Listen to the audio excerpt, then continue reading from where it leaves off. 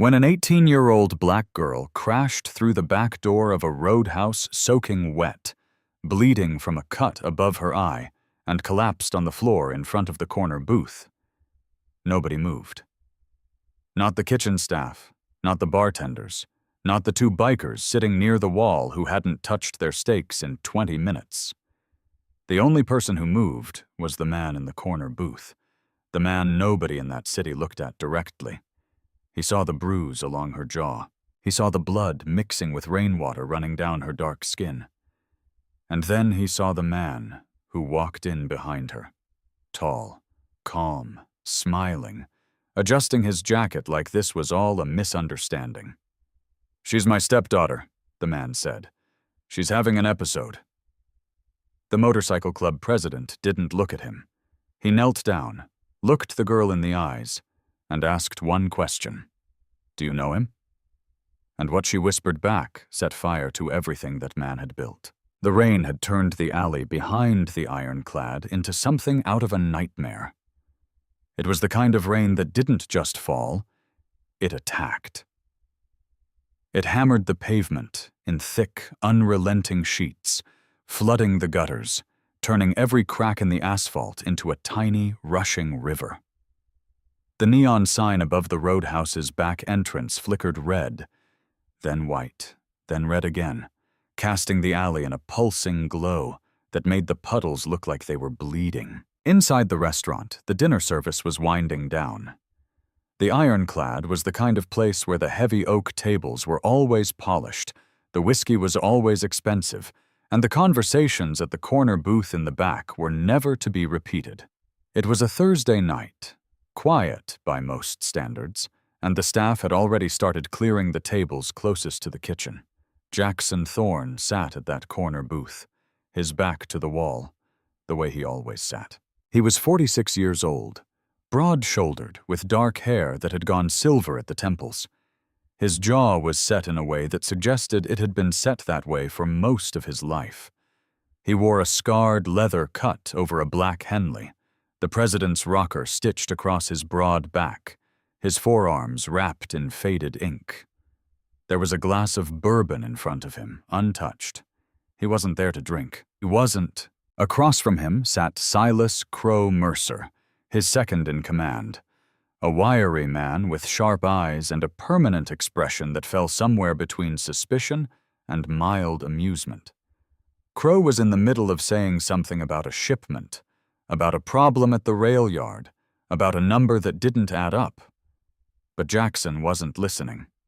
He was watching the rain through the window. He'd been doing that a lot lately, watching things without seeing them, sitting in rooms full of people and hearing nothing. There was a heaviness in him that had settled in years ago and never left. A weight that pressed on his chest every morning when he woke up, and every night when he tried and usually failed to sleep. Crow noticed, of course. Crow noticed everything well, but he didn't say anything about it. He'd learned a long time ago that there were doors inside Jackson Thorne that didn't open no matter how hard you knocked. "You want me to handle the rail yard thing myself?" Crow asked, tapping his fork against the rim of his plate. Jackson blinked, refocused. "Yeah, take Tank with you. I want it sorted by Saturday." "Consider it done." The moment should have ended there. The night should have continued like every other night. Business discussed. Bourbon eventually sipped. The ride home on the custom Harley bagger, the empty house. The silence. But the night didn't continue like every other night because that was when the girl came through the back door. She didn't open the door so much as crash through it. The emergency exit near the kitchen, the one the staff used for smoke breaks, burst inward with a sound like a gunshot. And suddenly there she was, stumbling into the narrow hallway between the kitchen and the dining room, soaking wet, her shoes slipping on the hardwood floor. She caught herself on the wall, her palms slapping against it. And for a split second, she just stood there, chest heaving, rain dripping from her thick, natural hair and her clothes and her eyelashes. She was young. 18? maybe thin in a way that suggested she hadn't been eating well. She wore an olive hoodie 3 sizes too big, dark jeans torn at the knees, and sneakers that had once been white, but were now the color of mud. Her hair was plastered to her face, and her eyes, wide brown, wild with terror, scanned the hallway like a trapped animal, looking for a way out. The kitchen staff froze. A barback carrying a tub of empty bottles stopped in his tracks, his mouth open. One of the line cooks turned from the grill, tongs in hand, and just stared. And then the girl saw the dining room. She saw the heavy tables, the low lighting, the rough but well-dressed people. She saw the corner booth. She saw Jackson Thorne. She ran toward him, not toward him exactly, toward the space behind him, the wall, the corner, anywhere that felt like a barrier between her and whatever was behind her. She made it about 10 feet into the dining room before her legs gave out. She caught herself on the edge of a table knocking over a water glass and sank to her knees on the floorboards. Every eye in the room turned to her. Jackson was already on his feet. He didn't know why. Instinct, maybe. Years of reading rooms, of sensing danger before it arrived. Crow was up too, his hand instinctively moving toward the iron tucked in the waistband of his jeans. The girl looked up at Jackson from the floor. Her lips were trembling. There was a bruise on the left side of her jaw, partially hidden by her wet curls, and a thin cut above her right eyebrow that was still bleeding. The blood mixing with the rainwater and running down her dark cheek in a thin pink line. She opened her mouth, closed it, opened it again. "Please," she whispered. "Please don't let him take me." Before Jackson could respond, the back door crashed open again. A man stepped into the hallway. He was tall, maybe 6 feet 2, with a broad chest and the kind of build that came from a gym membership and a protein shake habit. He was maybe 50, with a close-cropped beard, a receding hairline, and eyes that moved with the quick, efficient sweep of someone who was used to finding what he was looking for. He wore a rain-slicked leather jacket and dark pants, and his face was flushed, not from exertion, but from anger. "Maya?" His voice was sharp, commanding, the kind of voice that expected obedience. "Maya, get up. We're leaving now." The girl, Maya, flinched at the sound of his voice like she'd been struck. She pressed herself closer to the wall, her fingers gripping the baseboard. The man strode through the hallway and into the dining room. He didn't notice the patrons. He didn't notice the sudden electric silence that had fallen over the room. He didn't notice Crow Mercer shifting his weight to the balls of his feet, or the way 2 bikers at a nearby table, men who had been quietly eating their steaks and who happened to ride for Jackson Thorne, put down their forks and turned in their chairs. He only saw the girl. "I said, get up." He reached for her arm. "Stop." The word cut through the room like a blade. It came from Jackson. He hadn't raised his voice. He didn't need to. There was something in the way he said it. Calm, flat, absolute, that made the man's hand freeze in mid-air. The man looked up for the first time. He seemed to register where he was. He saw the roadhouse. He saw the faces watching him. He saw Jackson Thorne standing at the corner booth 6 feet away, his hands at his sides, his expression unreadable. Something flickered across the man's face. Recognition, maybe, or the first faint stirring of unease, but he recovered quickly. He straightened up, adjusted his jacket, put on a smile that didn't reach his eyes. "I'm sorry for the disturbance," he said, his voice shifting into something smoother, more practiced. "This is my stepdaughter. She's having an episode. She does this sometimes. I just need to get her home." Jackson didn't look at the man. He looked at the girl. She was still on the floor, still pressed against the wall, her entire body trembling, and she was shaking her head slowly, almost imperceptibly, back and forth. No, no, no. Jackson lowered himself to one knee. Not quickly, slowly, carefully, the way you'd approach a frightened animal. He brought his face level with hers. When he spoke, his voice was quiet, gentle in a way that made Crow, who had known him for 20 years, look at him with something close to surprise. Do you know him? 3 words. Simple. Direct. Maya's eyes locked onto Jackson's. The trembling in her body intensified. She looked at the man standing behind Jackson, then back at Jackson. Her lips parted. "He's my stepfather," she said. Her voice was barely a whisper. The man behind them let out a relieved breath. "See, like I said, he's been selling me." The room went completely silent. Not the kind of silence that falls when someone says something awkward. Not the polite, uncomfortable pause of a dinner party misstep. This was the silence of every person in the room processing what they just heard and recoiling from it. The man's face drained of color. Maya's eyes were still locked on Jackson's. And now there was something new in them. Not just fear, but a desperate, gutting hope. The hope of someone who had been screaming for help in a soundproof room and had finally, impossibly, found someone on the other side of the glass. "He's been selling me," she said again, louder this time, "and nobody believes me." What she said next made the most feared biker in the state go completely silent. "He told them all I was crazy. He told them I make things up. He has papers, documents from a doctor, a therapist he picked. They say I'm unstable.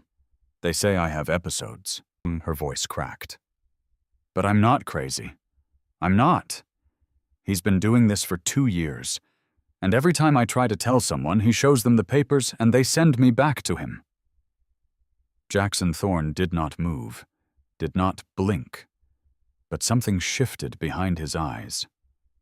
Something tectonic. Something that cracked open a door he'd kept sealed shut for a very long time. And in that moment, every single person in that roadhouse understood that something fundamental had just changed. The man's name was Arthur Vance. On paper, he was respectable. More than respectable.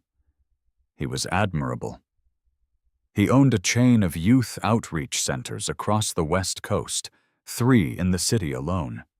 He sat on the boards of 2 nonprofits focused on at-risk teenagers. He gave speeches at fundraisers. He shook hands with city council members. His face appeared in glossy brochures with phrases like, "making a difference" and "investing in our future," printed in hopeful fonts. He had married Maya's mother, Sarah, 4 years ago, when Maya was 14. Sarah had been a waitress at a diner in Barstow, a quiet, worn-down woman who worked double shifts and never complained. She had been raising Maya alone since Maya's biological father left when Maya was 3. When Arthur Vance walked into that diner with his pressed shirts and his easy charm and his talk about a better life, Sarah thought she'd won the lottery. They moved into his house in Orange County within 6 months. It was the nicest place either of them had ever lived. 4 bedrooms, a swimming pool, a kitchen with granite countertops. Sarah cried the first night they slept there. "Happy tears," she said. Everything was going to be different now. For a while, it was. Arthur was generous, attentive. He bought Maya new clothes, signed her up for a private school, told her she could call him whatever she wanted. Arthur, Dad, Mr. Vance. It didn't matter to him. He helped her with her homework. He took them on vacations. He was, by all external measures, a good man doing a good thing. The shift happened slowly. It started with small things. Rules that seemed reasonable at first, but gradually tightened. Maya wasn't allowed to have friends over without Arthur's approval. Her phone was checked every night. She couldn't close her bedroom door. These rules were presented as concern, as protection, as the careful boundaries of a man who worked with troubled youth and knew all too well what could happen to a teenage girl without proper guidance. Sarah accepted this. She had never had a partner who cared so much. She didn't see the walls closing in because she'd never had walls at all. She'd had open sky and no safety net, and she mistook the cage for shelter. The real horror began when Maya was 16. She would never tell the full story all at once. It would come out in fragments over hours and days and weeks. Small, broken pieces of a picture so terrible that the mind refused to see it whole. She told Jackson the first piece that night on the floor of the ironclad, with the rain hammering the windows, and Arthur Vance standing 10 feet away with a smile that was starting to crack. "There are men," she said. "They come to the house when my mom's working.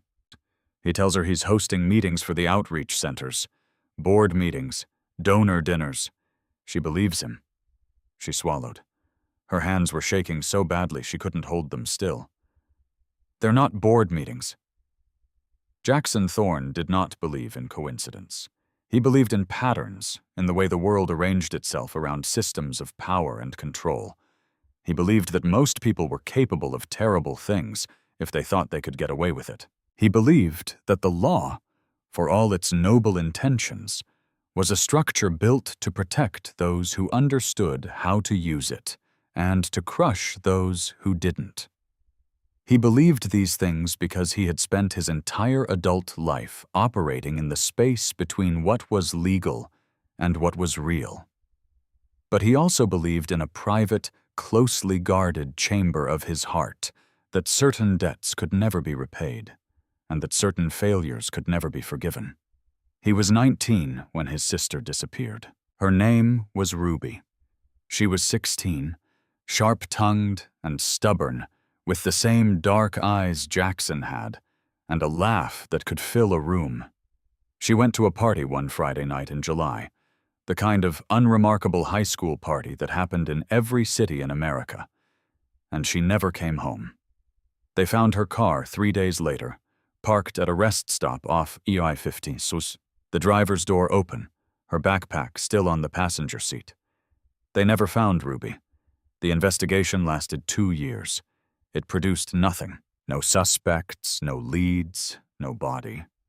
The detective assigned to the case, a man named Hodges, told Jackson's mother that sometimes these things just happened, that sometimes people disappeared and the world simply closed over the space where they'd been, like water filling a hole.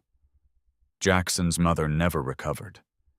She spent the rest of her life sitting by the phone in the kitchen, waiting for a call that never came. She died 12 years later, still waiting. Jackson rebuilt himself around the absence. He became something harder, something colder, something that could move through the world without being destroyed by it.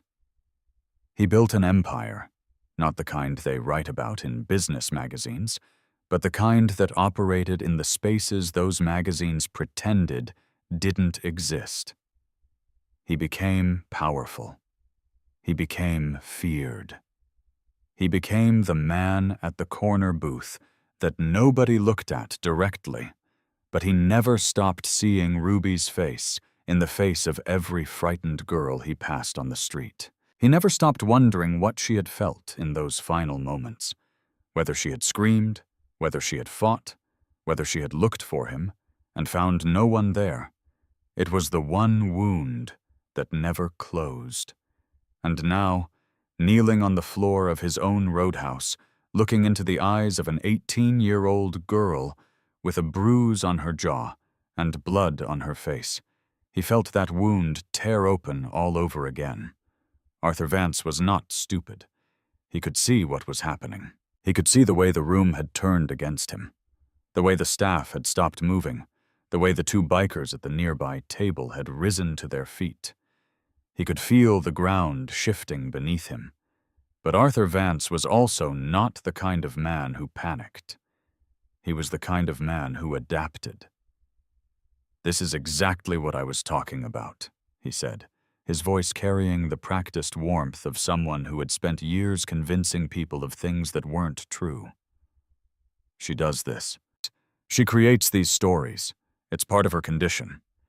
He reached into his jacket and produced a folded piece of paper. He held it up like a shield. "I have documentation from her psychiatrist, Dr. Simon Alcott. You can call him. His number's right here. He'll tell you she has a history of fabrication. Delusions. It's a trauma response from her childhood. Her biological father was violent, and she put that away." Jackson's voice was still calm, but something had changed in it.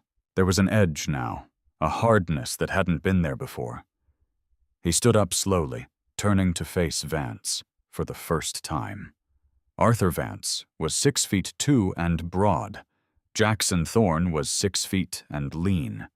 But when Jackson turned his full attention on someone, the physical dimensions stopped mattering. There was a gravity to him, a density like standing next to something that had its own weather system. People didn't move toward Jackson Thorne. They were pulled.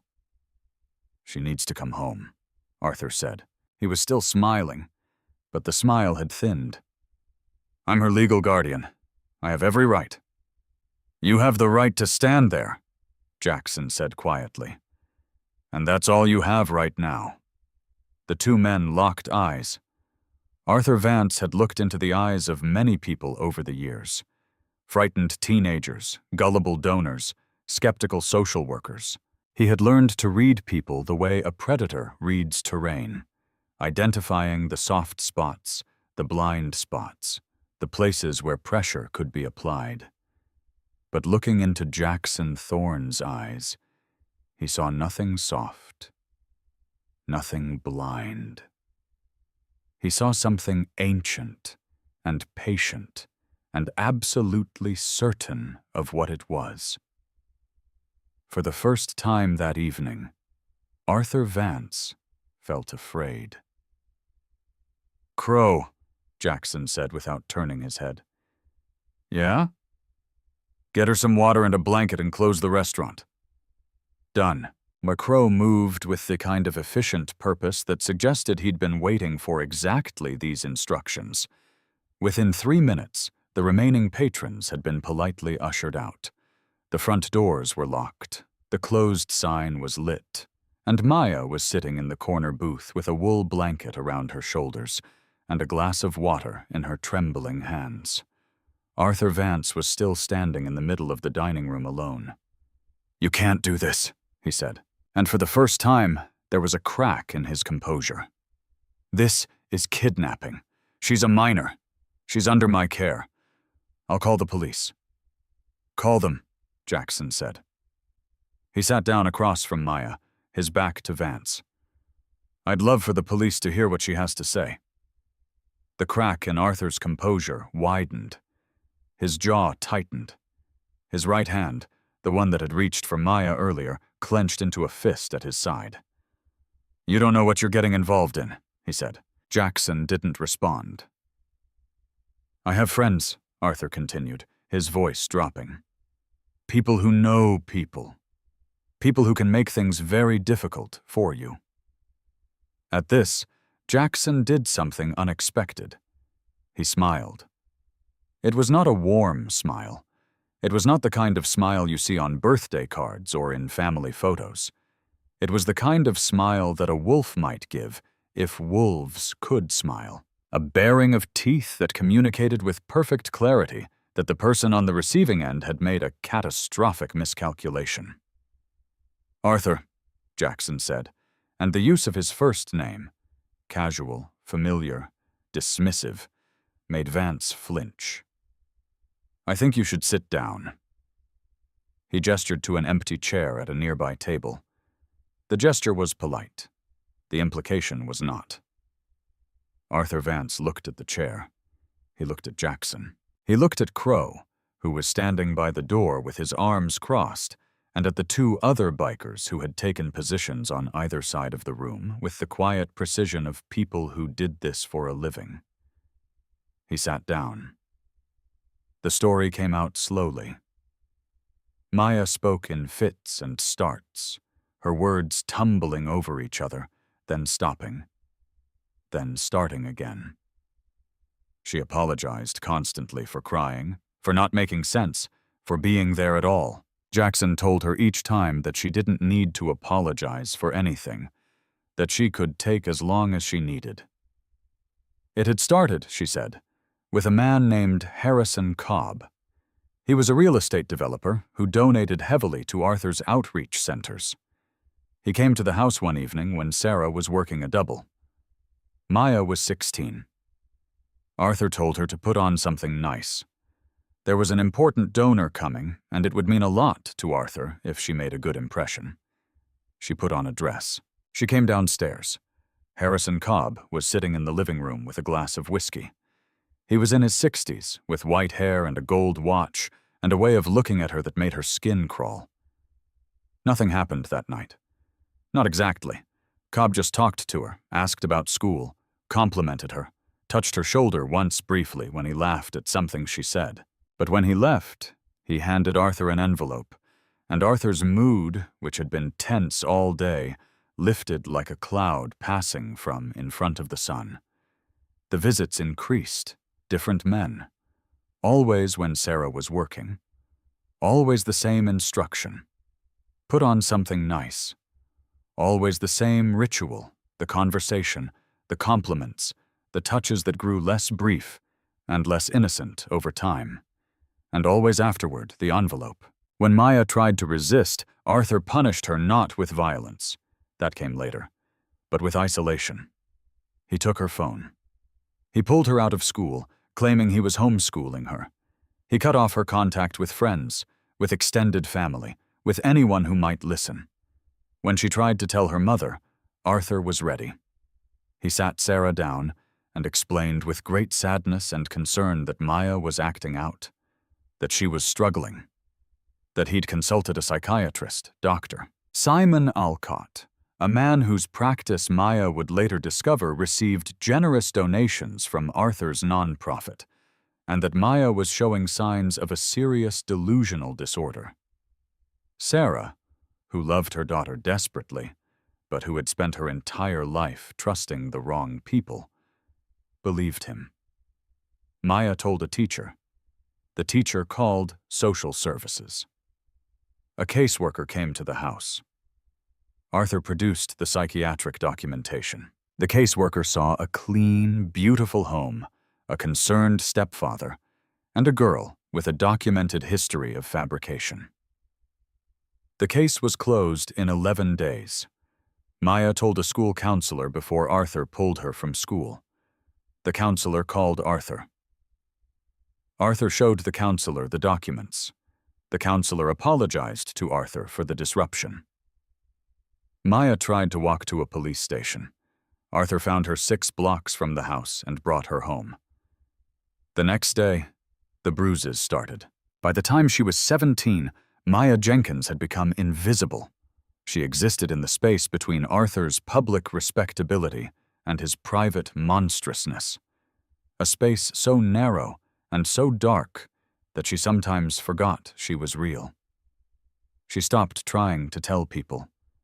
She stopped fighting. She became the quiet, compliant girl that Arthur showed to the world. Proof that his outreach work extended to his own home, that even a troubled stepdaughter could be saved with enough patience and love. She turned 18 3 weeks ago. On the night she ran, Arthur had told her there would be a gathering. 3 men, he said, important men. This would be different from the others, he said. This time she wouldn't be coming back upstairs until morning. Something in those words, the casual finality of them, the complete absence of pretense, broke through the numbness that had settled over her like snow. She felt for the first time in months the sharp electric jolt of pure survival instinct. She waited until Arthur was in the shower. She put on her sneakers. She walked out the front door, and she ran. She ran for 40 minutes through the rain. No phone, no money, no plan. She ran until her legs buckled and the world blurred, and the only thing keeping her upright was the knowledge that if she stopped, she would be caught. She turned down alleys and cut through parking lots and ducked behind dumpsters when she heard footsteps. Arthur found her twice. The first time she slipped away when he stopped to answer his phone. The second time she threw herself through the back door of the first lit building she could find. It happened to be the Ironclad. When Maya finished speaking, the roadhouse was silent. Not the tense silence of earlier. This was something deeper, heavier. The silence of people who had just been told something that changed the shape of the world. Crow was standing by the bar, his jaw tight, his eyes fixed on a point on the floor. The two bikers by the wall had gone completely still. Even the kitchen staff, clustered near the hallway door, had stopped pretending to work and were simply listening. Jackson sat across from Maya with his hands folded on the table. His face was composed, but if you knew what to look for, and Crow knew what to look for, you could see the storm behind his eyes. A muscle in his jaw jumped. His knuckles were white. He didn't speak for a long time. When he finally did, his voice was low and steady. "Maya, I need you to listen to me very carefully." She looked at him. Her eyes were red and swollen, her face blotchy from crying. "You are not going back to that house. Not tonight, not ever. Do you understand me?" She blinked. Then her face crumpled, and she covered her mouth with her hand, and she cried. Not the terrified, gasping sobs of earlier, but a deeper, more wrenching kind of crying. The crying of someone who had been holding a door shut for 2 years and had finally been told they could let go. Jackson waited. He didn't reach for her. He didn't tell her to stop. He just sat there, a steady, immovable presence, and let her fall apart. Across the room, Arthur Vance watched this with the expression of a man who had stepped into a trap and was only now beginning to understand how deep it went. "This is insane," he said. His voice was louder now, edged with something that wanted to be authority, but was starting to sound like panic. "You can't just keep her here. She's not well. She needs her medication. She needs—" "What medication?" Jackson asked, without looking at him. The question landed like a stone in water. Her psychiatric medication for her condition. Dr. Alcott prescribed— "What's the name of the medication, Arthur?" Silence. "What's the dosage?" Silence. "What pharmacy fills the prescription?" Arthur's mouth opened and closed. His face had gone a strange, mottled red. I don't have all the details in front of me. My wife handles—" "Your wife doesn't know, Arthur?" Maya's voice cut through the room, raw and hoarse, but steady. "I've never taken any medication because there is no medication because there's no condition. You made it all up." The silence that followed was absolute. Arthur Vance stood in the middle of the empty roadhouse, surrounded by men who answered to someone far more powerful than any donor or city council member, and he understood, with a clarity that must have felt like ice water in his veins, that the system he'd built to protect himself had just collapsed. He ran. He turned and bolted for the back door with the clumsy, desperate speed of a man who had never in his life had to run from anything. He made it 4 steps before one of Jackson's men, a broad-shouldered biker named Tank, stepped into his path. Arthur veered left. Another man blocked him. He tried to push past, and Tank caught his arm, not roughly but firmly, the way you'd restrain someone who was about to do something foolish. "Let go of me!" Arthur's voice cracked. The mask was gone now. The smooth, reasonable, concerned stepfather mask had fallen away, and underneath it was something small and ugly and afraid. "You don't know who I am. You don't know who I know. I will destroy you, all of you. I have lawyers. I have connections. I have—" "Sit down, Arthur." Jackson hadn't moved from the booth. He hadn't raised his voice. He spoke the way you'd speak to a dog that was barking too loud. Tank guided Arthur back to the chair. Arthur sat. His breathing was ragged. His hands were trembling. Jackson looked at Crow. "Call Marcus Shaw." Crow nodded and pulled out his phone. Detective Marcus Shaw arrived at the Ironclad at 11:47 p.m. He was a compact man in his early 50s with close-cropped gray hair and the kind of face that had been described over the course of his 30-year career as no-nonsense. So many times that the phrase had essentially become part of his name. He wore a dark blazer over a white shirt, and he walked into the roadhouse the way he walked into every room, like he'd already read the file. He had a complicated relationship with Jackson Thorne. They'd known each other for almost 20 years. He'd tried to arrest him twice early in his career and failed both times. Over the years, their relationship had settled into something that wasn't exactly friendship, and wasn't exactly a truce, but existed in a gray zone that both of them tacitly agreed never to examine too closely. When Jackson Thorne called, Marcus Shaw answered, not because he was on his payroll, he wasn't, and the suggestion would have earned you a look that could peel paint, but because Jackson had on more than one occasion handed him cases that his own department had missed. Tips, information, threads that when pulled unraveled things that mattered. He walked into the restaurant, took in the scene, the girl in the booth, the man in the chair, the bikers standing by the walls, and raised an eyebrow. "Jackson." "Marcus, thank you for coming." He sat down across from Maya. He didn't introduce himself yet.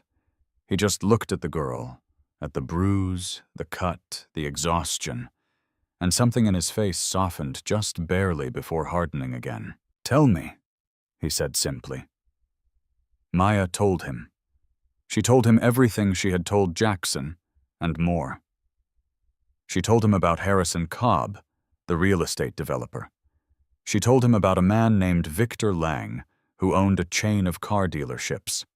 She told him about a state senator named Sterling, who had a beach house in Malibu, where things happened that Maya couldn't talk about without her voice breaking into pieces. She told Shaw about the outreach centers, how Arthur used them not just as cover, but as a pipeline, how he identified vulnerable girls in the programs, girls with no family or no one who would listen, and funneled them to the same men who came to his house.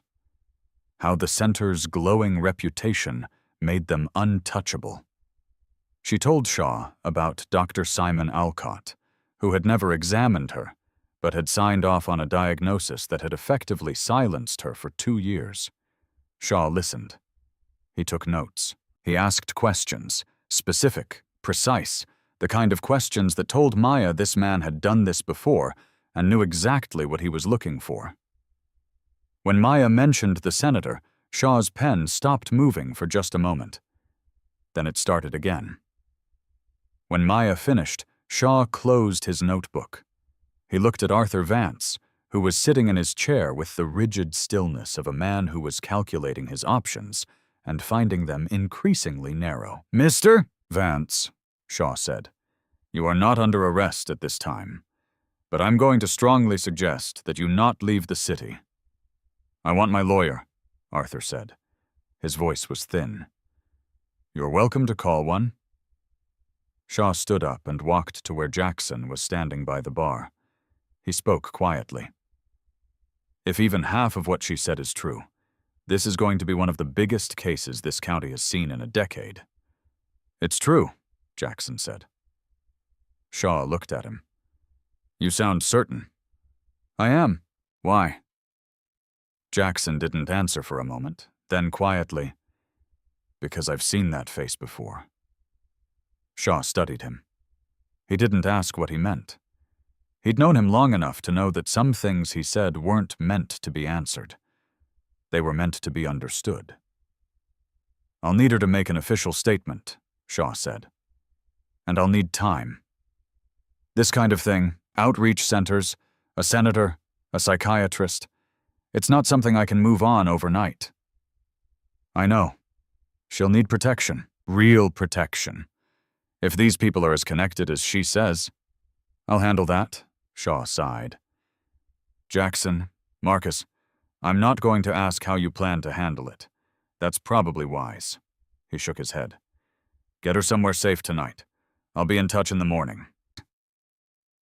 The somewhere safe turned out to be a Spanish-style compound in the Hollywood Hills that on paper belonged to a holding company that belonged to another holding company, that if you traced it back far enough through enough layers of legal architecture, eventually connected to a name that Jackson Thorne had never used, but that technically belonged to him.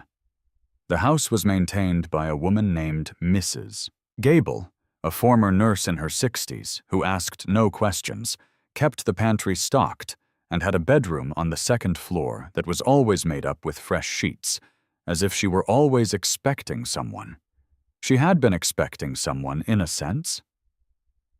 Jackson had set this arrangement up years ago, after a situation involving a young man who had testified against a rival club and needed a place to disappear for a while. The house had been used 3 times since then, always for the same purpose, a quiet, safe place where someone could exist without being found.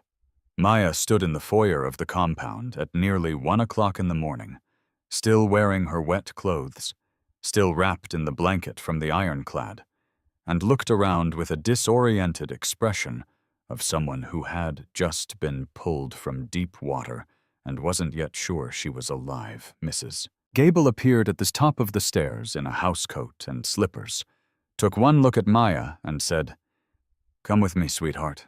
Let's get you warm." She led Maya upstairs. Jackson heard the bath running a few minutes later. He stood in the foyer alone. The house was quiet. The rain had stopped. Crow was outside making calls. There were things that needed to happen quickly. Security for the house, background checks on Vance and his associates. A quiet conversation with a prosecutor, Jackson knew. The machinery of response was already in motion, but Jackson stood still. He was thinking about Ruby. She would have been 43 this year. She would have been what? A teacher, maybe? She'd always been good with kids, or a lawyer. She had that argumentative streak, that refusal to let anything go. She'd have gray in her hair by now, like Jackson did. She'd probably tease him about it. He closed his eyes. For 27 years, he had carried the weight of not being there, of being at a friend's house that Friday night in July, watching a baseball game, eating pizza, doing absolutely nothing while somewhere on a dark road, his little sister. He stopped. He always stopped at the same place. He opened his eyes. He couldn't save Ruby. He had accepted that, or more accurately, he had learned to function around the unacceptable truth of it. The way a tree grows around a wound in its trunk, the wound was still there. The tree kept growing. But Maya Jenkins was upstairs in a warm bath, in a safe house, alive. And tomorrow the work would begin. The weeks that followed were methodical and relentless.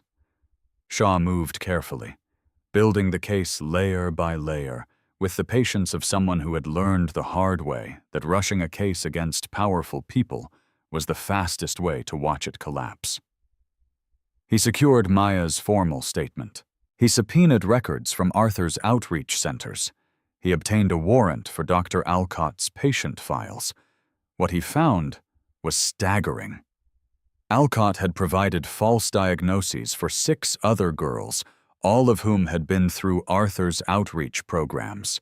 6 girls who had been labeled as delusional, as unstable, as unreliable, and who had then, according to the center's records, aged out of the programs and disappeared from the system entirely. Shaw found 2 of them. One was living in a shelter in Oakland, hollow-eyed and barely functional. The other was in a hospital in San Diego, recovering from an overdose. Both told stories that echoed Maya's so precisely that Shaw had to put his pen down and walk out of the room for a moment to compose himself. The connection spread outward like cracks in glass. Cobb, the real estate developer. Lang, the car dealership owner. Senator Sterling, a tech CEO named Croft. A retired judge named Braxton. Men of wealth and influence and spotless reputations, bound together by the shared secret of what they had done in the quiet rooms of Arthur Vance's house and in the back offices of his outreach centers. Jackson provided information when Shaw asked for it and stayed out of the way when he didn't. He had his own people looking into things: financial records, property holdings, the web of shell companies and charitable foundations that Vance used to move money. This information was passed to Shaw through channels that allowed him to discover it independently, preserving the integrity of the case. It was the kind of collaboration that neither of them would ever acknowledge publicly. But it worked. Arthur Vance, meanwhile, had retained a defense attorney named Julian Pierce, a high-profile litigator known for representing clients who could afford to make problems disappear. Pierce immediately attempted to discredit Maya's claims, filing motions to have her psychiatric history entered as evidence of unreliability. But the psychiatric history was the trap, because Dr. Alcott, faced with the prospect of losing his license and spending time in a federal facility, folded. He turned over everything. The fabricated diagnoses, the correspondence with Vance, the payments routed through the nonprofit. He provided detailed testimony about how Vance had approached him, what he'd been asked to do, and how many girls had been affected. The case broke open in the 4th week. Shaw had enough for arrest warrants.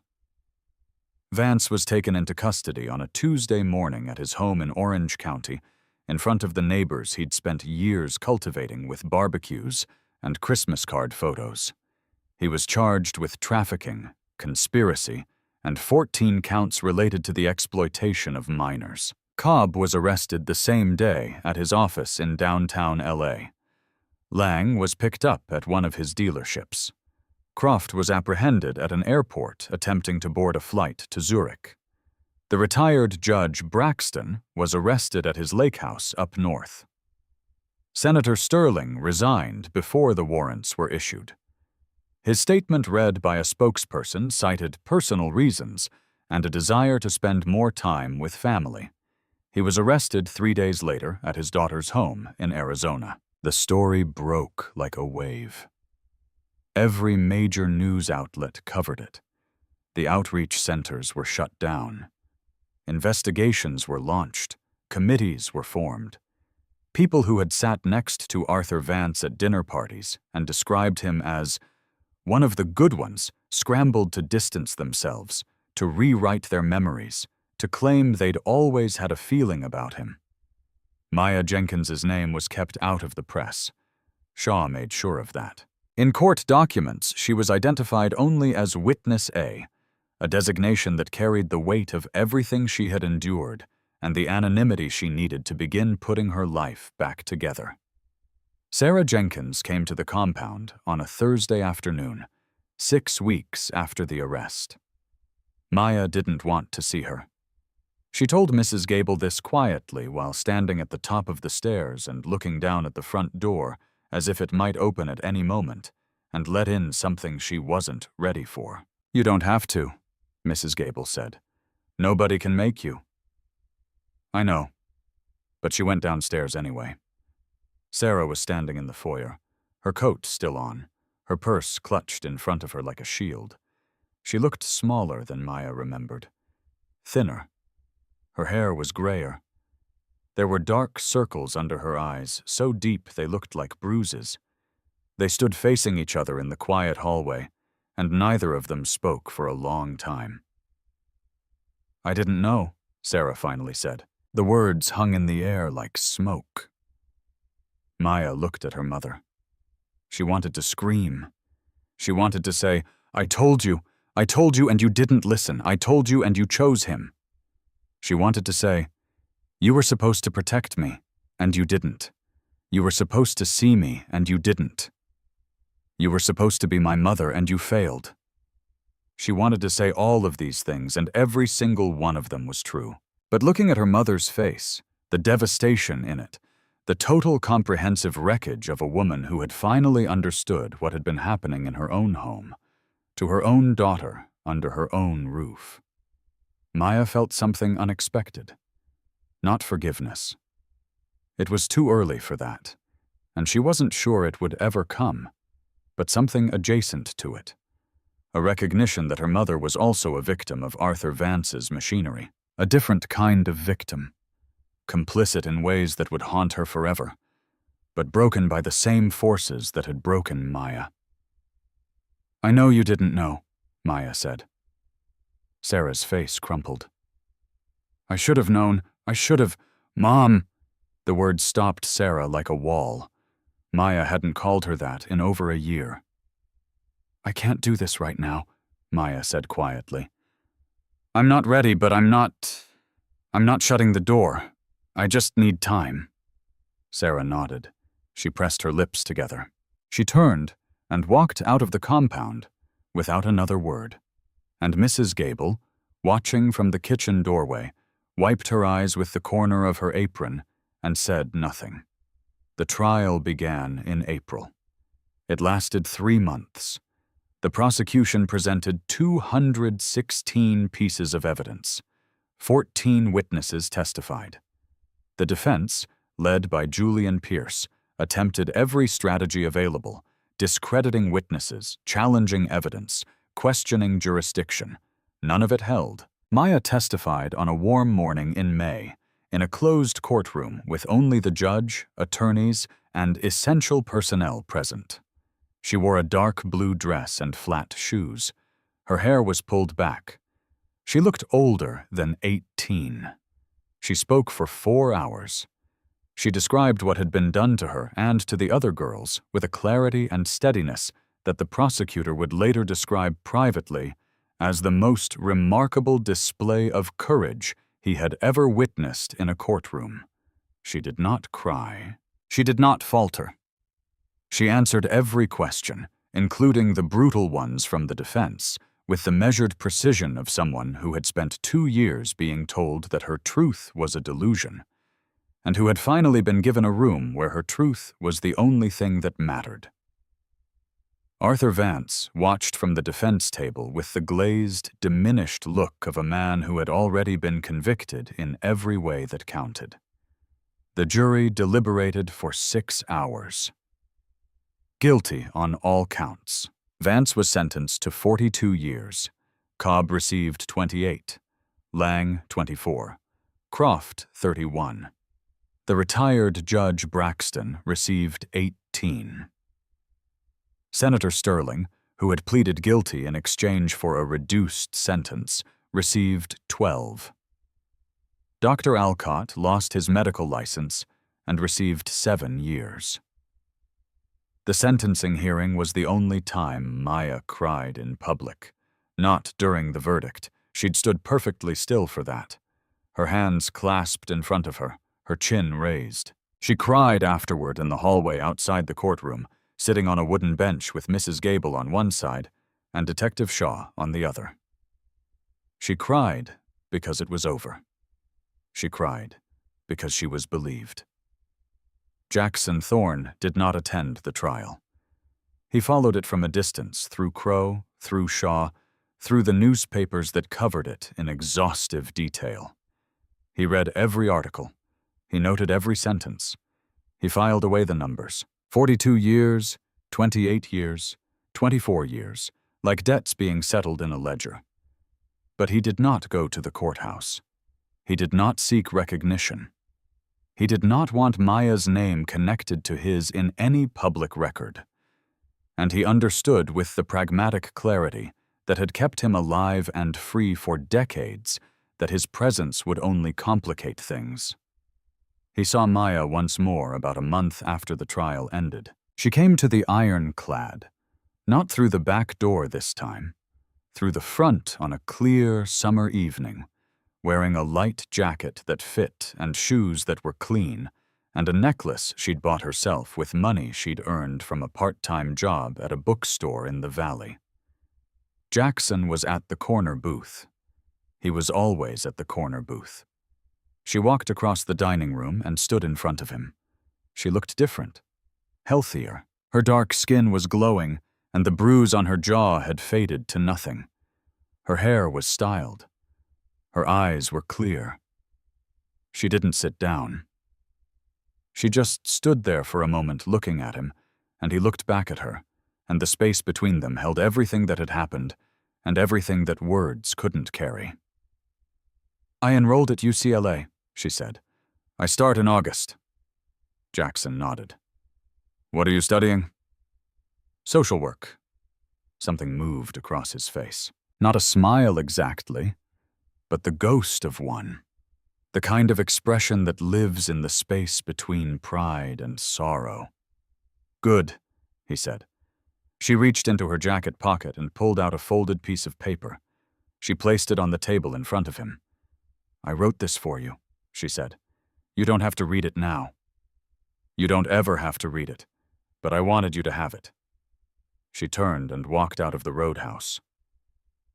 Jackson sat at the booth for a long time after she left. The restaurant filled up around him. Crow came and went. Orders were taken, and plates were served, and the normal machinery of the evening turned and turned. He picked up the paper, unfolded it. It was short, handwritten in careful, slightly uneven script. It said, "You asked me if I knew him. Nobody had ever asked me anything before. They told me things. They told me I was wrong. I was sick. I was imagining it. But you asked. You knelt down and you asked. That was the first time in 2 years that anyone treated me like a person. I don't know everything about you. I don't know what you've done, or what people say about you. I only know what you did for me. You gave me a door when every door was closed. Thank you for asking." Jackson read it twice. Then he folded it carefully and put it in his cut over his heart, in the place where years ago he used to keep a photograph of a 16-year-old girl with dark eyes and a laugh that could fill a room. He looked out the window. The sky was clear. The streetlights were on. Somewhere out in the city, Maya was walking home in the warm night, free and safe and beginning. And Jackson Thorne, the most feared biker in the state, sat alone in his corner booth and felt something he hadn't felt in 27 years. Not redemption. He knew himself too well for that. Not absolution. Those were words for other people, people who lived in the clean, well-lit spaces of the world. What he felt was simpler, quieter. He felt that the weight on his chest, the one that had been there since that July night when his sister didn't come home, had shifted, not lifted. It would never lift entirely. But it had shifted the way a stone shifts in a riverbed. And beneath it, for the first time in decades, something was growing. Something small, something green. Something that, if he was very careful, might one day become enough. The bourbon sat untouched in front of him.